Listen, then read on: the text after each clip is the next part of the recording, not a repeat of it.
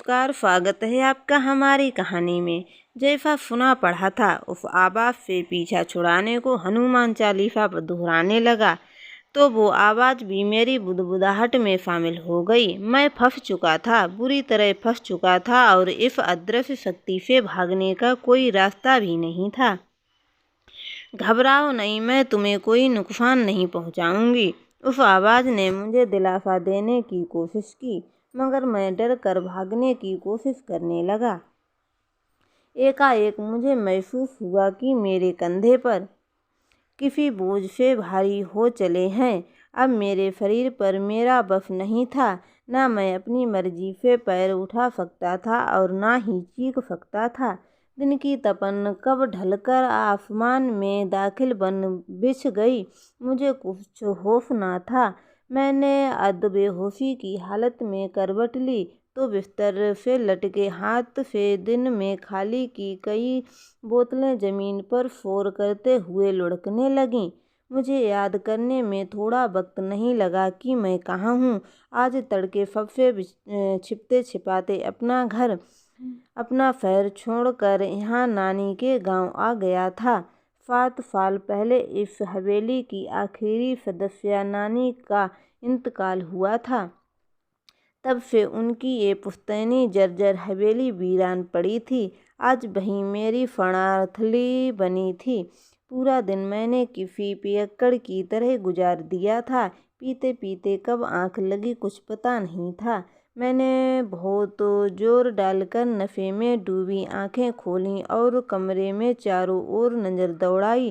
छत पर कोने में बने अनगिनत जालों में से ना जाने कितनी मकड़ियाँ, कितने कीड़े उलझे हुए पड़े थे। कबूतरों, चूहों और पूरी हवेली आबाद हो चुकी थी। नानी के भूत से सने लकड़ी के पड़े से पलंग पर शायद अभी भी वो चादर बिछी हुई थी जो वो जीते जी बिछी छोड़ गई थी, क्योंकि उनके जाने के बाद यहाँ कोई नहीं आया था।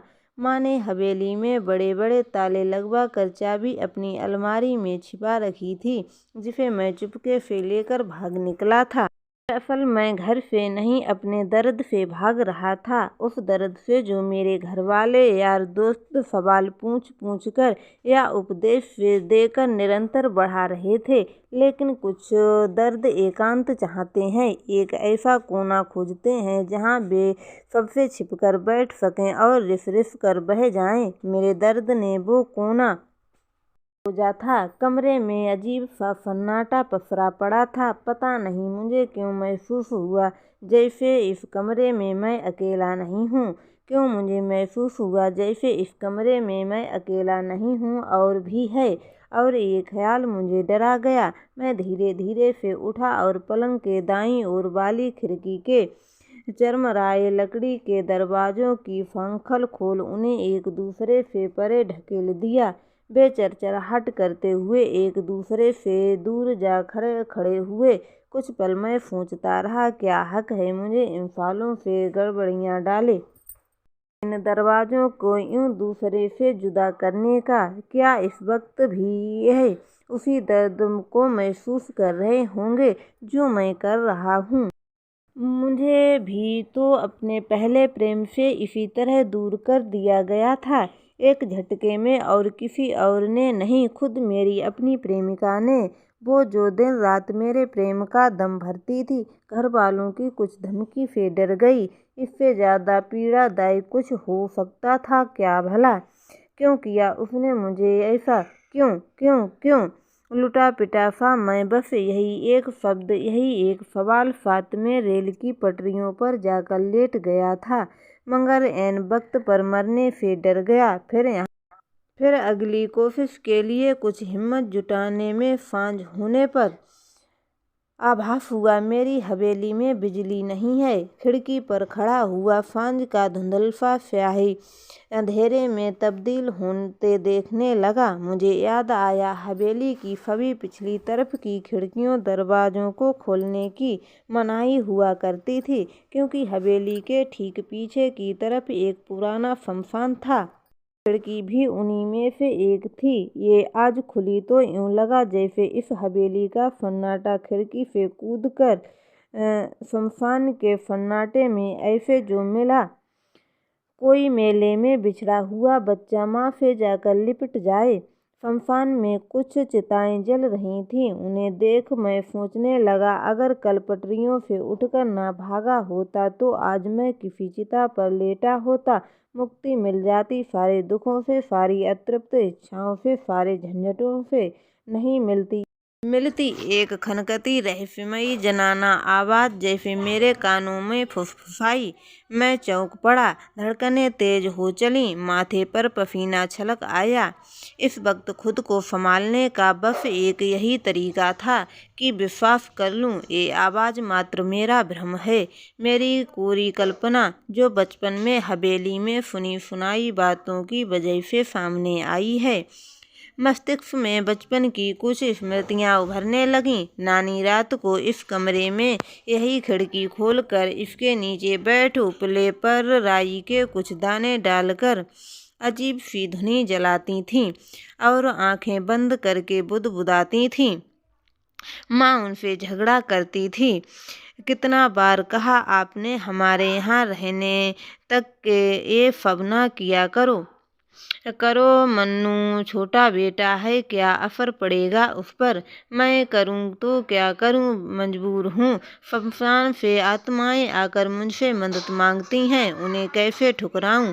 नानी बड़ी लाचार होकर कहती तो माँ गुस्से से भरकर वो खिड़की बंद कर देती। धीरे धीरे माँ ने नानी के पास आना बंद कर दिया और उनके गुजरने के बाद यहाँ कभी नहीं आई। तब से ये खिड़की और उसके पार का शमशान मेरे लिए रहस्य बना हुआ था।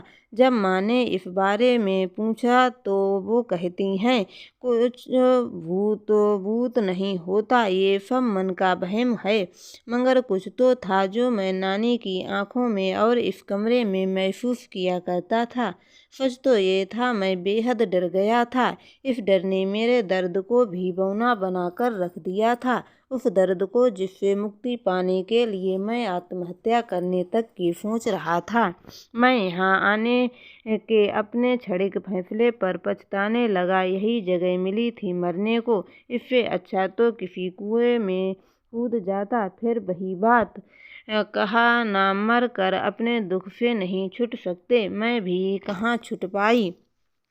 इस बार उस आवाज़ से मैं दहल गया। मेरे पैर पत्तों से कांपने लगे। पूरी तरह साफ हो चुका था कि ये मेरा भ्रम नहीं था। ये भी कि माँ मुझसे झूठ कहा करती थी कि भूत नहीं होते। काश वो सच बोल देती तो आज मैं यहाँ आकर इस मुसीबत में ना पड़ता। जैसा सुना पड़ा, उस आवाज़ से पीछा छुड़ाने को हनुमान चालीसा पढ़ने लगा तो वो आवाज़ भी मेरे साथ बुदबुदाहट में शामिल हो गई। मैं फंस चुका था, पूरी तरह फंस चुका था और इस अदृश्य से भागने का कोई रास्ता नहीं था। घबराओ नहीं, कोई नुकसान नहीं पहुंचाऊंगी, उस आवाज़ ने मुझे दिलासा देने की कोशिश की, मगर मैं डरकर भागने की कोशिश करने लगा। एकाएक मुझे महसूस हुआ कि मेरे कंधे पर किसी बोझ से भारी हो चले हैं। अब मेरे शरीर पर मेरा बस नहीं था। ना मैं अपनी मर्जी से पैर हिला सकता था और ना ही चीख सकता था और किसी अदृश्य को देख बंधन में था और मैं उससे भाग भी नहीं सकता था। मैं अपनी पूरी ताकत लगाकर चिल्लाया, कौन हो तुम, दिखते क्यों नहीं, क्या फर्क पड़ता है मैं कौन हूँ, कैसी हूँ, तुम मेरी हो, चाहो छवि गढ़ सकते हो, प्लीज़ मुझे छोड़ दो, माफ़ कर दो, जाने दो। मेरे गिड़गिड़ाने पर वो आवाज़ हंसने लगी। जाने दूँ ताकि फिर किसी रेल की पटरी पर लेट जाओ या खुद को शराब में डुबो डालो। देखो मेरी बात ध्यान से सुनो, तुम्हारी तरह ही मैं भी अपना प्रेम नहीं पा सकी और दर्द में डूब गई। मुझे भी यही लगा कि मर कर हर पीड़ा से, हर दुख से मुक्त हो जाऊंगी, मगर मैं गलत थी, क्योंकि मौत तो बस एक छलावा और कुछ नहीं। मरकर सिर्फ मेरा शरीर छूटा था। असफल प्रेम की पीड़ा, माँ बाप को दुख देने की गिलानी तो इस पार भी मेरे साथ ही चली आई, बल्कि ज़्यादा तीव्र, ज़्यादा तीक्ष्ण होकर। कहाँ मुक्ति हो पाई मैं। वो चेहरा नहीं देख सकता था, मगर उस आवाज़ के दर्द में अपना दर्द महसूस कर रहा था। तो क्या करूं मैं? कैसे मुक्ति मिलेगी इस दर्द से? मैं टूट गया, माफ़ करके दिल के सारे मलाल मिटाकर उसे माफ़ कर दो और जो हुआ उसे नीति का खेल मान कर स्वीकार कर लो। बस यही है मुक्ति का इकलौता उपाय। मुझे ये पहले पता होता तो मैं आज यूं ना भटक रही होती, तुम्हारी तरह जिंदा होती। अपने परिवार के पास आवाज़ बेहद संजीदा हो चली थी। तुम कर पाई माफ़? हाँ, कर दिया, खुद को भी और अपनों को भी। मगर मैं जो शरीर खो चुकी हूँ वो तो वापस नहीं मिल सकता ना। लेकिन अगर तुम ये काम जीते जी कर पाए तो अभी भी मुक्त रहोगे और मरकर भी। कौन हो तुम? क्या तुम मेरी कोई परिचित हो? अब मैं थोड़ा फैज था, इसीलिए पूछ लिया। एक अट्टहास हवा में तैर गया। हूँ तुम्हारी पीड़ा से, तुमसे दर्द का रिश्ता है मेरा, क्या इतना काफ़ी नहीं है? एक लंबे ठहराव के बाद आवाज़ फिर बोली, बोलो, माफ़ करोगे उसे? हाँ, करूँगा। जैसे ही मैंने ये कहा, लगा जैसे मेरा शरीर हल्का हो गया, मेरा खुद पर नियंत्रण लौट आया। वो आवाज़ अब वहाँ नहीं थी। मैं वहाँ से तेज़ी से लौट आया, हवेली के अंदर नहीं गया। उसके हाथों में खड़े एक पुराने पेड़ के नीचे बने चबूतरे पर बैठकर रात गुजार दी। बैठे बैठे पता नहीं कब मेरी झपकी लगी। सुबह आँख खुली तो देखा मैं चबूतरे पर लेटा हुआ था। देह बुखार में तप रही थी, मगर वो दर्द नहीं था जिससे छुटकारा पाने को यहाँ वहाँ भटक रहा था। माँ आंखों में आंसू लिए मेरा माथा फैला रही थी। हल्की झिड़कियाँ देते हुए उसे देख मैं मुस्कुरा उठा, कांपते होठों से बोला, तुम सही कहती थी माँ, भूत भूत कुछ नहीं होता, क्योंकि कभी कुछ गुजरता ही नहीं है, सब रहता है, बस हमें दिखना बंद हो जाता है। उसका चेहरा बता रहा था, उसे कुछ समझ नहीं आ रहा था। माँ ने मुझे उठाकर गाड़ी में बैठा लिया और हमने घर की ओर रुख कर लिया। अभी भी माँ के कंधे पर सिर टिकाए आंखें बंद किए था, जिससे कुछ आंसू रिस रहे थे। मैंने उसे माफ़ कर दिया था, समझाने लगा उसकी मजबूरियों को, उसकी कमजोरियों को। हर कोई कहाँ इतना साहसी होता है जो प्यार के लिए दुनिया से लड़ सके और दुनिया के सामने तो तनकर खड़ा भी हो जाए, मगर अपनों के सामने हम कितना कमज़ोर पड़ जाते हैं। मैं भी तो हार कर मरने चला था। तुम जहाँ रहो खुश रहो, आबाद रहो। मैं बुदबुदाया, मेरे बालों में हाथ फेरने लगी, फिर धीरे से बोली, एक बात बतानी थी तुझे। वो उसकी शादी की रात जहर पी लिया था, अस्पताल में तेरा नाम लेते हुए दम तोड़ा। उसके घरवाले अपनी करनी पर खूब रोए, मगर अब क्या फ़ायदा। माँ ने ठंडी सांस भरी। मैं चौंक कर बैठ गया। हवेली में सुनी आवाज़ वापस कानों में गूंजने लगी। क्या वही आई थी मुझे संभालने, मुझे मेरे दुखों से उबारने?